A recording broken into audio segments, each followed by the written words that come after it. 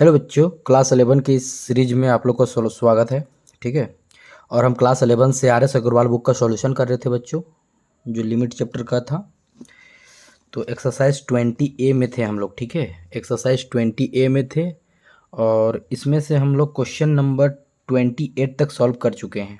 आज हम लोग देखेंगे 29, और जो कि 29 में यहाँ इस तरह का पोलिनोमियल इक्वेशन दिया हुआ है। इक्वेशन या पोलिनोमियल अलग अलग चीज़ होता है। तो इस तरह का चीज़ दिया हुआ है, इसके बारे में अच्छा से जानेंगे, ये क्वेश्चन को कैसे बनाएंगे। बाकी अगर ये ऑब्जेक्टिव वे में हम लोग को बनाना होगा तो फिर तो हम लोग एल हॉस्पिटल रूल लगा के बना सकते हैं, जो कि हम लोग ऑब्जेक्टिव अंदाज में ही देखेंगे। ऑब्जेक्टिव में अभी चूंकि हम लोग सब्जेक्टिव पढ़ रहे हैं तो इसको हम सब्जेक्टिव अंदाज में ही देखेंगे। हम चूँकि हमको एग्ज़ाम में सब्जेक्टिव में बनाना है, उस अंदाज से मैं पढ़ा रहा हूँ इसको, तो सब्जेक्टिव अंदाज में ही देखिए आप लोग। ठीक है, तो आइए देखते हैं क्वेश्चन नंबर 29। तो 29 क्या है क्वेश्चन? तो क्वेश्चन नंबर 29 है बच्चों, लिमिट x टेंस टू 1, ये 1 है। ठीक है, x to the power 4 minus 3x² plus 2 by x cube minus 5x² plus 3x plus 1, ये दिया हुआ है। ये लिमिट x टेंस टू 1 है और ये कुछ फंक्शन है हमारा। ठीक है, तो फिर हम वही काम करेंगे जो लिमिट दिया है, इसको x के जगह हम पुट करेंगे बच्चों और चेक करेंगे इसका क्या कंडीशन है मेरा। तो अगर हम लिमिट इसके जगह 1 पुट करते हैं बच्चों, तो इसका किस तरह से फंक्शन हमको बिहेव करेगा। ये 1 पे पावर 4 हो जाएगा, ये -3 है इंटू 1 का स्क्वायर हो जाएगा प्लस 2 हो जाएगा। तो हम ये ऊपर में अभी नोमेनरेटर पार्ट को सॉल्व कर रहे हैं बच्चों। ठीक है, हम नोमेनरेटर पार्ट को सॉल्व कर रहे हैं, तो आप देख सकते हैं ये क्या आया। ये आपका आ गया 1 -3 प्लस 2, और इसको ऐड करेंगे बच्चों तो आ जाएगा 3, और 3 से 3 को ऐड करेंगे, दैट मीन्स ये जो आएगा ये पूरा आपका 0 आ जाएगा। मतलब नोमेनरेटर में मेरा क्या आएगा बच्चों? 0। ठीक, डिनोमिनेटर में ही 1 रख के पुट करेंगे तो ये 1 आ जाएगा, और ये 5 का 5 रहेगा, ये 1 आ जाएगा यहाँ पे, यानी 3 और एक 4 और एक 5, 5 माइनस 5, ये भी 0 आ जाएगा। दैट मीन्स जो क्वेश्चन नंबर 29 है बच्चों, वो उसका जो फंक्शन है वो 0/0 के फॉर्म में आ रहा है। उसका जो फंक्शन है, अगर लिमिट x टेंस टू 1 रख रहे हैं तो उसका जो फंक्शन है वो 0/0 के फॉर्म में आ रहा है। दैट मीन्स आप इसको डायरेक्ट लिमिट नहीं पुट कर सकते हैं, डायरेक्ट 1 को पुट करके लिमिट को नहीं बना सकते हैं। क्यों? क्योंकि ये नॉट डिटरमाइंड वाला कंडीशन है, नॉट डिफाइंड वाला कंडीशन है, इसलिए आप इसको डायरेक्ट नहीं बना सकते हैं। तो फिर क्या करेंगे हम लोग यही करेंगे कि लिमिट को मानेंगे, जो हमेशा करते हैं। Solution limit x tends to 1 जो दिया हुआ है, गिवन दैट करके लिखेंगे, गिवन दैट जो दिया हुआ है। तो यहाँ पे क्या होगा बच्चों? x पे पावर 4 माइनस 3x² प्लस 2, तो ये है फंक्शन हम लोग का। तो हम यहाँ क्या करेंगे, लेट, यहाँ पे मानेंगे, फंक्शन को मान लेंगे कि let f(x) is equal to this, ये फंक्शन को x पे power 4 minus 3x² plus 2 by x cube minus 3x, 5 3 ना, अच्छा 5 है, 5x² प्लस 3x प्लस 1। तो हम यहाँ पे लिमिट पुट करके देखिए, 0/0 के फॉर्म में आया, नॉट डिटरमाइंड का कंडीशन आया। और जब नॉट डिटरमाइंड का कंडीशन आता है तो हम बताते हैं फंक्शन को सेट करना है। और फंक्शन को सेट करने का कितना उपाय है? या तो आप रेशनलाइज कीजिए, या तो आप फार्मूला यूज कीजिए, या तो आप फैक्टर कीजिए, या तो आप एलसीएम लीजिए। क्योंकि यहाँ पे हमको रूट में नहीं दिख रहा है तो हम रेशनलाइज तो नहीं करेंगे बच्चों। ये है फार्मूला यूज करना, तो ऐसा कोई कंडीशन दिख नहीं रहा है यहाँ पे जिस जो हम फार्मूला को यूज कर सके, तो ये भी नहीं यूज होगा हमारा। तो यहाँ पे अब क्या करेंगे बच्चों? फैक्टर। क्यों? क्योंकि ये आपका पोलिनोमियल दिया हुआ है, ये पोलिनोमियल दिया हुआ है, तो यहाँ पे आप फैक्टर कर सकते हैं, एलसीएम तो पॉसिबिलिटी नहीं है। इसका मतलब यहाँ पे जो ये फंक्शन दिया है बच्चों, यहाँ पे हम फैक्टर का यूज करेंगे क्योंकि ये पोलिनोमियल दिया हुआ है। अब आप लोग को लग रहा होगा कि पोलिनोमियल क्या होता है या फिर इक्वेशन क्या होता है, तो वो सब तो बेसिक है, क्लास 9 का है और आप लोग डेफिनेटली पढ़े होंगे। तो आइए हम ये जो पोलिनोमियल मेरा दिख रहा है, इस पोलिनोमियल को हम पहले सॉल्व करते हैं। नोमेनरेटर का पोलिनोमियल क्या है बच्चों? नोमेनरेटर का पोलिनोमियल है मेरा x पे पावर 4। ये सब आप 9 क्लास में पढ़े होंगे, डेफिनेटली पढ़े होंगे, बट यहाँ पे आप समझने का प्रयास कीजिए हम इसको कैसे सॉल्व करते हैं। हम नोमेनरेटर को यहाँ पे सॉल्व कर रहे हैं बच्चों, आप लोग को दिख रहा है ना? हाँ, तो ऐसा करते हैं कि ये जो x पे पावर 4 है बच्चों, इसको हम लिख सकते हैं एक्स स्क्वायर का स्क्वायर, डेफिनेटली लिख सकते हैं, क्योंकि अब इसको अगर हम सॉल्व करेंगे तो हमको यही तो मिलेगा, x पे पावर 4 ही मिलेगा। तो डेफिनेटली इसको हम ऐसा लिख सकते हैं। इसको क्या लिख सकते हैं, इसको एज इट इज उतार देते हैं। क्लियर है। अब हम यहाँ पे क्या करते हैं, एक पुट करते हैं, put x square is equal to a. इसका क्या मतलब है, इसको मान लेते हैं इक्वेशन ए। ठीक है, हम इसका रफ कर रहे हैं, ध्यान रहे ये रफ है मेरा। ठीक है, ये नोमेनरेटर का हम रफ कर रहे हैं, इसको सॉल्व कर रहे हैं। तो इसको आप एग्जाम हॉल में रफ के तौर पर ही सॉल्व कीजिएगा, ना कि यहीं बना के दिखा देना है। आपको इसका वैल्यू निकालना है सिर्फ, तो आप रफ करना होगा इसको, आपको आप रफ करके ही इसका आप वैल्यू निकाल सकते हैं। तो जहाँ एक्स स्क्वायर होगा बच्चों, तो वहाँ पर हम ए पुट करेंगे। आपको यहाँ पर इक्वेशन ए के पास दिख रहा है ए स्क्वायर मतलब एक्स स्क्वायर, तो यहाँ पे हम लिख सकते हैं ए -3a+2। अब आप देख सकते हैं ये स्क्वायर होगा। अब आप देख सकते हैं कि यहाँ किस तरह का कंडीशन आ गया आप लोग के पास। ये आ गया क्वाड्रेटिक पोलिनोमियल, क्वाड्रेटिक पोलिनोमियल के कंडीशन में आ गया। तो इसको तो आप लोग बेशक जानते होंगे, इसको कैसे फाइंड करते हैं, एकदम बिल्कुल इसको सेट करना है। तो ये हो जाएगा ए स्क्वायर, यहाँ पे लिख सकते हैं इसके बदले में 2a - a, फिर इसको ऐड कीजिएगा तो यही आएगा, माइनस माइनस फिर माइनस रहेगा, 3a आ जाएगा +2। तो आप यहाँ देख सकते हैं ये दोनों को एक साइड बांट देते, इसको एक साइड बांट देते, दोनों से कॉमन क्या होगा बच्चों, तो a कॉमन होगा। यहाँ पे क्या बचेगा, a -2। क्लियर है। उसके बाद यहाँ पे क्या बचेगा, यहाँ पे जो मिलता है बच्चों, यहाँ पर वही मिलेगा। तो यहाँ पे मिला है a -2, तो यहाँ भी मिलेगा। तो यहाँ ऐसा क्या चीज़ मल्टीप्लाई करें जो मल्टीप्लाई करने के बाद ये दोनों इक्वल हो जाए। तो अगर हम यहाँ -1 मल्टीप्लाई कर देते हैं तो -1 का मल्टीप्लाई करने पर मुझे -a मिल जाएगा, और माइनस यहाँ मल्टीप्लाई करने पर यहाँ मुझे +2 मिल जाएगा। मतलब डेफिनेटली ये जो फैक्टर टूटा है वो सही टूटा है। फिर आप देख सकते हैं a -2 और a -2 दोनों जगह दिख रहा है, तो हम दोनों जगह से कॉमन कर देते हैं। a -2 मेरा कॉमन हो गया, तो आपका क्या बचा, a -1। डेफिनेटली ये फैक्टर आप लोग को समझ में आया होगा कि ये कैसे टूटा है। ठीक है, तो हम अब यहाँ पे क्या कर सकते हैं, यहाँ पे क्या कर सकते हैं, हम ए की जगह क्या लेके चल रहे थे बच्चों, तो एक्स स्क्वायर लेके चल रहे थे। तो हम पुट कर सकते हैं कि जहाँ ए रहेगा वहाँ पे हम एक्स स्क्वायर पुट कर दिए। अच्छा, दोनों माइनस में है ना, हाँ। तो यहाँ पे एक्स स्क्वायर पुट कर देते हैं और ये 2 आ जाएगा। क्लियर है। अब आप देख सकते हैं कि यहाँ पे अब आगे क्या कर सकते हैं, क्योंकि आप लोग को एक फार्मूला मैं बार बार ये फार्मूला बताता हूँ। कौन सा formula, a² - b² is equal to a + b और a - b। तो आप देख अगर ये लिखा हुआ है x² - 1, तो इसको आप लिख सकते हैं x² - 1 का होल स्क्वायर। चूँकि 1 पे पावर कुछ भी दीजिए कोई फ़र्क नहीं पड़ता है, तो ये इस फार्मूला के हिसाब से टूट जाएगा। तो इसको क्या लिखेंगे, x + 1 x - 1 x² - 2। क्लियर है। दैट मीन्स जो ये मेरा नोमेनरेटर का पार्ट था x पे पावर 4 -3x² + 2, इसका अगर हम फैक्टर निकालें, इसका अगर हम फैक्टर किए या गुणनखंड किए, तो गुणनखंड करने के बाद जो मेरा फाइनल रिजल्ट आया वो क्या आया बच्चों, x + 1 x - 1 x² - 2।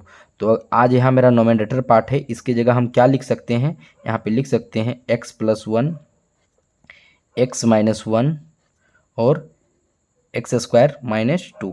क्लियर है, समझ में आ रहा है। ये हम नोमेनरेटर पार्ट। अब देखिए, अब डिनोमिनेटर पार्ट को भी सॉल्व करना होगा, क्योंकि ये क्यूबिक पॉलिनोमियल है। आप लोग देख सकते हैं, क्योंकि इसका मैक्सिमम जो डिग्री है x³ है यार, ये क्यूबिक पॉलिनोमियल है। तो क्यूबिक पॉलिनोमियल को तोड़ने सिखाते हैं पहले आप लोग को कि इसको कैसे तोड़ते हैं, उसके बाद हम डेफिनेटली इसको अच्छा से बनाएंगे।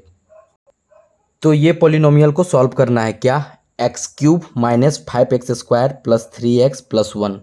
तो अगर ये पॉलिनोमियल को सॉल्व करना है तो आप लोग को क्लास 9 में पढ़े होंगे कि इस प्रकार के पॉलिनोमियल को कैसे सॉल्व किया जाता है। खैर एनीवे, अगर आप लोग को नहीं पता है तो मैं इसके बारे में बताता हूँ डिक्लेयर पूरा कि आपको। बच्चों आप लोग क्लास 9 में ये नहीं है, 10 में px = कुछ इस प्रकार का प्रश्न देखे होंगे, x³ + x² - 4x - 4 और gx भी दिया होता था। इस प्रकार का क्वेश्चन आप लोग डेफिनेटली देखे होंगे। ठीक है, क्लास 10 में आई थिंक 2.3 में एनसीईआरटी का जो बुक है 2.3 में इस प्रकार का क्वेश्चन आप लोग जरूर देखे होंगे, और कभी ना कभी इस प्रकार का प्रश्न जरूर सॉल्व किए होंगे। जब इस प्रकार के प्रश्न आप लोग सॉल्व करते थे तो क्या करते थे, इसको डिवाइड करते थे कुछ इस प्रकार से, ठीक है। यहाँ पे मैं कॉन्सेप्ट बता रहा हूँ, ठीक है, कॉन्सेप्ट कि हम इसको कैसे सॉल्व करें। मैं चाहूँगा तो इसको एकदम डिक्लियर ऐसा ही बता सकता हूँ, लेकिन चूँकि इस प्रकार का क्यूबिक पोलिनोमियल है, क्यूबिक पोलिनोमियल में अक्सर बहुत बच्चे को प्रॉब्लम होती है, तो हम पहले इसको समझाते हैं कि इसके कैसे बनाया जाता है। तो यहाँ पे क्या होगा, x-2 और यहाँ पे होता था x³ plus x² minus 4x minus 4, ठीक है। तो इस प्रकार का दिया, आप लोग को पता होगा कि इसको बोलते हैं हम लोग डिवाइडेंट। तो इसको a मान लेते हैं, ये b मान लेते हैं, ये q मान लेते हैं, नीचे जो बचता है वो रिमाइंडर मतलब r बचता था। क्लियर है। तो यहाँ पे हम लोग का एगो यूक्लिड डिवीजन एल्गोरिथम होता था a is equal to BQ plus r। समझ में आ रहा है। जहाँ a आपका क्या हो गया, a आ गया आपका डिवाइडेंट, डिवाइडेंट मतलब भाज्य, और b आपका हो गया डिवाइजर, डिवाइजर मतलब भाज्य भाजक, और q हो गया कोसेंट, कोसेंट, और r आपका हो गया रिमाइंडर, ठीक है, जिसको शेषफल बोलते हैं। आप लोग को ये सब डेफिनेटली पता होगा, ठीक है। फिर भी मैं एक बार रिकैप कर दे रहा हूँ, आप लोग को ये सब डेफिनेटली मालूम होगा कि ये कैसे कैसे क्या होता है। तो इसको किस प्रकार से डिवाइड करते थे बच्चों, यहाँ पे अगर हम इसको हम x² से डिवाइड करते हैं तो इसको x² से मल्टीप्लाई करेंगे तो ये मेरा क्या आएगा बच्चों, कुछ इस प्रकार से आएगा कि x³ माइनस 2x², ठीक है। और इसको कुछ इस प्रकार से सॉल्व करते थे तो ये कट जाता था, और कटने के बाद ये आपका क्या आएगा 3x², ये माइनस 4x है तो रहेगा, और ये -4 रहेगा। क्लियर है, समझ में आ रहा आप लोग को। तो फिर क्या करते थे, फिर अगेन आप डिवाइड करते थे, चूँकि दोनों को मिलाना रहता था। तो यहाँ पे क्या होगा 3x, और 3x को आप मल्टीप्लाई कीजिएगा तो क्या होगा 3x² माइनस 6x, और यहाँ पे माइनस है तो यहाँ प्लस हो जाएगा, यहाँ माइनस हो जाएगा, ये कट जाएगा, और इसको पहले ऐड करते हैं तो यहाँ पे आपका आएगा 2x माइनस 4। फिर हम डिवाइड करेंगे कितना से, फिर हम 2 से डिवाइड करते हैं तो फिर मेरा यही आएगा 2x माइनस 4, तो ये हो जाएगा प्लस में, और ये भी प्लस में, और कट की आपका 0 आ गया। इसका मतलब हम क्या कहते थे, हम लोग कहते थे कि जो px है, px जब यहाँ पे शेषफल 0 दे दिया, px क्या था, px मेरा बच्चों x³ plus x² minus 4x minus 4। जब शेषफल 0 आ गया, जब शेषफल 0 आ गया तो हम बोलते थे जो gx है बच्चों, gx है, gx क्या है मेरा बच्चों x-2, ठीक है। तो इसका एक गुणनखंड है, मेरे बात को समझो, इसका एक फैक्टर है। कब कैसे बोल रहे हैं कि इसका एक फैक्टर है, क्योंकि इसको इससे डिवाइड मतलब इसको डिवाइड किए, और इसको डिवाइड करने के बाद जो मेरा रिमाइंडर आया, जो रिमाइंडर मेरा मिला, वो रिमाइंडर आप लोग देख सकते हैं कि 0 आया। जब रिमाइंडर 0 आता है तो हम बोल सकते हैं कि gx जो है वो px का एक गुणनखंड है, एक फैक्टर है। और गुणनखंड है मतलब इसका इसका इसका यहाँ पर हम हिंदी में लिख देते हैं, इसका एक फैक्टर x-2 होगा। क्यों होगा बच्चों, क्यों होगा, क्योंकि x-2 को px से, px मतलब ये px से डिवाइड किए तो जो रिमाइंडर मेरा आया वो क्या आया 0 आया। इसलिए हम बोल रहे हैं कि इसका जो px है, px का एक गुणनखंड कौन है, x-2 है। क्लियर है, x-2 है, समझ में आ रहा है। तो आप यहाँ देख सकते हैं अगर इसका एक गुणनखंड x-2 है,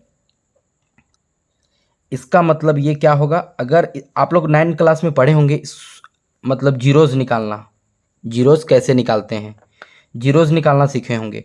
तो gx का जीरोस निकाला जाता है, किसी का भी px gx किसी का भी जीरोस निकाल सकते हैं। तो चलिए हम इसका जीरोस निकालते हैं, x-2 का जीरोस निकालेंगे तो ये क्या करेंगे, इक्वल टू 0 कर देंगे, और यहाँ पे क्या होगा x इज इक्वल टू आपका क्या हो जाएगा, ये 2 हो जाएगा। दैट मीन्स हम कह सकते हैं कि जो x इज इक्वल टू अगर हम 2 रखेंगे, x इज इक्वल टू कहाँ पर 2 रखेंगे बच्चों, यहाँ पे जो px आप लोग को दिख रहा है ना, px is equal to x cube plus x square minus 4x minus 4। तो आप यहाँ पे 2 रखिएगा तो इसका जो आंसर आपको आएगा वो 0 आएगा। आप चेक कर सकते हैं, यहाँ 8 हो जाएगा, यहाँ 4 हो जाएगा, 8 और 4 12 हो जाएगा, और यहाँ पर 4 टू 8 8 12 मतलब 0 आ रहा है। आप डेफिनेटली, क्योंकि ये 8 आ जाएगा और ये 4 माइनस 12 इधर और इधर प्लस 12 आएगा, तो ये डेफिनेटली 0 दे रहा है। इसका मतलब क्या है, हम तो पहला चीज़ क्या जान गए बच्चों कि इसका जो एक गुणनखंड है वो क्या है, x माइनस 2। और अगर ये इसका अगर हम जीरोज निकालते हैं तो ये 0 इक्वल टू जीरोज करते हैं और -1 -2 उधर चल जाता है, और x इज इक्वल टू यहाँ से जो निकलता है इसको इसके पास अगर हम इसका वैल्यू पुट कर देते हैं तो इसका जो रिजल्ट है वो 0 देता है। आखिर रिजल्ट 0 क्यों देता है, आखिर रिजल्ट 0 इसलिए देता है क्योंकि हम बोल रहे हैं कि इसका एक फैक्टर ये है, इसका एक फैक्टर ये है, कहने के मतलब रिमाइंडर मेरा 0 आ रहा है। समझ में आ रहा है या नहीं आ रहा है। तो अब हम क्या करते हैं, ये जो हमारा इक्वेशन है, डेफिनेटली हमको ये इक्वेशन पर बात करना है, इसको सॉल्व करना है, ठीक है। तो ये जो हमारा इक्वेशन है, ये जो मेरा इक्वेशन है बच्चों, आप लोग देख सकते हैं कि ये इक्वेशन में हम क्या करें, अगर हम x के जगह 1 रखते हैं, अगर हम पुट करते हैं x के जगह पर 1, क्लियर है। तो x के जगह अगर हम 1 पुट करते हैं तो इसका क्या हो रहा है, ये 0 हो रहा है या नहीं, हमको इसका 0 चेक करना है। तो कैसे कैसे क्या क्या पुट करके 0 चेक कर सकते हैं कि 0 आ रहा है कि नहीं। हम 0 इसलिए ला रहे हैं ताकि हमको इसका एक फैक्टर मिल जाए, इसका एक फैक्टर हमको चाहिए। इसका एक फैक्टर चाहने के लिए हम पुट कर सकते हैं, पुटिंग मेथड लगाएंगे। और पुटिंग मेथड इसलिए लगा रहे हैं कि अगर हम x के जगह अगर 1 रखेंगे और ये 0 नहीं हुआ तो फिर हम x के इक्वल टू -1 रखेंगे, फिर देखेंगे 0 हुआ कि नहीं। अगर नहीं हुआ तो फिर हम x इज इक्वल टू 2 रखेंगे, अगर 0 हो गया तो ठीक है, और नहीं हुआ तो फिर x इज इक्वल टू -2 रखेंगे। इसी तरह लगातार रखते जाएंगे और चेक करेंगे कि किस पर ये 0 हो रहा है। तो आइए हम इस पर x इज इक्वल टू 1 रखेंगे। अगर हम इस पर x इज इक्वल टू 1 रखेंगे बच्चों तो ये 1 का क्यूब हो जाएगा, और ये -5 इंटू 1 का स्क्वायर हो जाएगा, +3 इंटू 1 हो जाएगा, +1 हो जाएगा। क्लियर है। अब आप देख सकते हैं यहाँ पे क्या आएगा, 1 - 5 +3 +1, यानी इसको और इसको ऐड करेंगे तो आपका 5 आ जाएगा, और 5 से 5 घटाएंगे तो कितना आ जाएगा, ये 0 दे रहा है। इसका क्या मतलब कि जब हम x is equal to 1 put कर रहे हैं तो ये जो पोलिनोमियल है, क्यूबिक पोलिनोमियल, ये 0 हो जा रहा है। इसका क्या मतलब कि x इक्वल 2 पर ये पोलिनोमियल अगर 0 हो जा रहा है, दैट मीन्स हम इसको बोल सकते हैं, इसको कैसे लिख सकते हैं, क्योंकि ये कैसे आया होगा, x -1 को हम इसको इस तरह लिख सकते हैं। क्यों लिख सकते हैं, आप देख सकते हैं कि x -1 का आप अगर जीरोज निकालिएगा तो क्या होगा, x इज इक्वल टू 1, और ये चीज़ यही चीज़ तो दिया हुआ है। तो ऐसा हम किए कि x -1 को यहाँ ले लिए, इसके जगह क्या है कि ये 1 उठ के इधर आ गया, इक्वल टू 0 हो गया, तो हम इसको उठा के इधर ले आए, कोई दिक्कत नहीं। आप लोग को समझ में आ रहा है कि बराबर से इकर आ गया तो माइनस के साथ, अरे यहाँ इक्वल टू 0 हो गया। चूंकि हमको जीरोज अभी निकालने की बात ही नहीं करना है, तो or x is equal to 1 put किए तो ये मेरा 0 दे दिया। इसका मतलब इसका जो है वो एक गुणनखंड ये है, इसका एक गुणनखंड ये है, इसका एक फैक्टर ये है। समझ में आया, क्लियर है। अब हम क्या करते हैं, इसको इससे डिवाइड करते हैं। समझ में आ रहा है, इसका एक फैक्टर ये है, इसका और भी तो फैक्टर होगा क्योंकि क्यूबिक पॉलिनोमियल है। क्यूबिक पॉलिनोमियल है तो इसका 3 फैक्टर तो मिलना चाहिए, मिनिमम 3 फैक्टर तो मिलेगा ही मिलेगा, मतलब में मैक्सिमम 3 फैक्टर ही मिलेगा। तो हम इसको क्या करते हैं, x -1 से इसको हम करने जा रहे हैं डिवाइड। आप लोग समझ पा रहे हैं, आप लोग को समझ में आ रहा है, +3x + 1। ध्यान से समझिए, हम एक यही क्वेश्चन में पूरा समय दे रहे हैं, ठीक है। इसको सॉल्व करना सिखा रहे हैं। आप लोग 9 क्लास में ये सब पढ़े होंगे, डेफिनेटली पढ़े होंगे, तो इसको हम सॉल्व करना सिखा रहे हैं। अब क्या करते हैं, इसको हम डिवाइड करते हैं बच्चों। तो इसको डिवाइड करेंगे तो यहाँ पे x³ है, तो हम यहाँ पे x² से डिवाइड करते हैं। तो अगर हम इसको x² को अगर हम x -1 से करेंगे गुन्ना तो क्या होगा, x³ - x²। तो मेरा यहाँ डेफिनेटली क्या आएगा, x³ - एक्स स्क्वायर। अब हम इसको सॉल्व करेंगे तो ये प्लस आएगा, ये माइनस आएगा, कट जाएगा ये। अब आप देख सकते हैं ये प्लस में है ये, तो यहाँ पे क्या बचेगा बच्चों, -4x² plus 3x plus 1। Clear है, समझ में आ रहा है आप लोग को। उसके बाद ये क्या होगा, चूंकि यहाँ माइनस है तो हम यहाँ तो माइनस देंगे, और यहाँ पे 4 है तो 4 डेफिनेटली देंगे, चूंकि x है। अब इससे -4x से इसको मल्टीप्लाई करेंगे तो आप लोग को दिख रहा होगा यहाँ -4x से हम इसको मल्टीप्लाई कर रहे हैं x - 1 से। तो अगर हम इसको मल्टीप्लाई करेंगे तो क्या आएगा, 4x² प्लस, ये मतलब जो डिवाइड है ना आप लोग को आना चाहिए, ठीक है। अगर आप लोग को नहीं आता है तो फिर बहुत ज़्यादा प्रॉब्लम होगा, इसलिए ये चीज़ आप सीख लीजिए तो ज़्यादा बेटर होगा। अब ये क्या होगा कि यहाँ पे आप लोग का माइनस हो जाएगा और ये प्लस हो जाएगा, इस प्रकार से ये कट जाएगा, समझ में आ रहा है। अब ये चूंकि -4x है और प्लस 3x है, तो -4x में 3x का अगर हम काम करेंगे तो -x बचेगा और +1 होगा। अब आप यहाँ देख सकते हैं, यहाँ पे अगर हम -1 दें और इसको -1 से मल्टीप्लाई करें तो ये आ जाएगा -x + 1, और this is equal to -n plus ये 0 दे दिया रिमाइंडर। क्यों 0 काहे दिया, हम पहले बोल रहे थे कि इसका एक फैक्टर ये है इसलिए ये 0 दिया, आप समझ में आ रहा है। तो आप देख सकते हैं बच्चों कि अगर हम इस इक्वेशन को सॉल्व किए, या सॉरी ये पोलिनोमियल को अगर हम सॉल्व किए तो ये पोलिनोमियल हमको क्या क्या दिया, एगो दिया x - 1 दिया बच्चों, और एगो दिया x² - 4x - 1, ठीक है, समझ में आ रहा है। तो आज हम इसके जगह पे, आप लोग को दिख रहा है, आज हम इसके जगह पर क्या लिखेंगे बच्चों, x - 1 और x² - 4x, समझ में आ रहा है ना। तो हम आइए हम यहाँ पे अब लिखते हैं, क्या लिखेंगे यहाँ पे, x - 1 और x² - 4x plus sorry -1। Clear है, इसके जगह पे हम ये लिख दिए, आ रहा है समझ में। अब ये कैसे लिखे आप यहाँ डेफिनेटली अच्छा से समझे होंगे कि ये चीज़ कैसे किए हम और कैसे लिखे, समझ में आ रहा है ना, ठीक है। अब देखिए, अब ये क्या हुआ, ये भी एक फैक्टर के फॉर्म में आप लोग देख पा रहे होंगे, ये जो दिख रहा है आप लोग को x² - 4x - 1, तो ये भी एक फैक्टर के फॉर्म में है बच्चों। अब हमको इसको फिर से सॉल्व करना होगा और कुछ ना कुछ इसका काम करना होगा। तो कैसे सॉल्व करेंगे बच्चों, तो कुछ इस प्रकार से हम इसको सॉल्व करते हैं। ये x² है तो इसको x² रहने देते हैं, क्लियर है। अब ये क्या होगा, अब ये कैसे सॉल्व होगा, x² - 4x - 1, इसको कैसे तोड़े, ये नहीं टूटेगा, ठीक है, ये नहीं टूटेगा, ये क्वाड्रेटिक फार्मूला से बनेगा, ठीक है। तो आइए हम इसी को सॉल्व करते हैं। यहाँ पे ये कट रहा है, आप देख सकते हैं, यहाँ पे आसानी से ये बन जाएगा, आप लोग परेशान होने की ज़रूरत नहीं है आप लोग को, ये और ये कट जाएगा आराम से, ये आप लोग से आराम से कट रहा है, क्लियर है, ये दोनों कट गया। अब यहाँ पे आप लोग का जो फाइनल फंक्शन बचा बच्चों, x + 1 बचा, और x² - 2 बाय x², नीचे वाला पार्ट 4x - 1, ठीक है। तो आप देख सकते हैं लिमिट x टेंड्स टू 1। अब यहाँ पे x की जगह 1 पुट करके चेक कीजिए तो 0/0 के फॉर्म में है या फिर हट गया।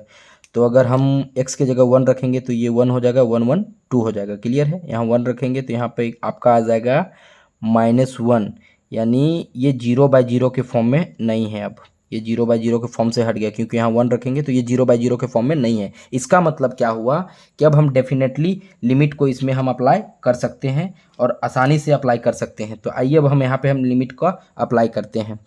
तो लिमिट x टेंड्स टू 1, और ये फंक्शन है क्या, x + 1 x² - 2 बाय x - 1 और x² - 4x - 1। ये जो क्वाड्रेटिक पॉलिनोमियल था ना, इसको सॉल्व करने की ज़रूरत भी नहीं पड़ी हम लोग को इसमें।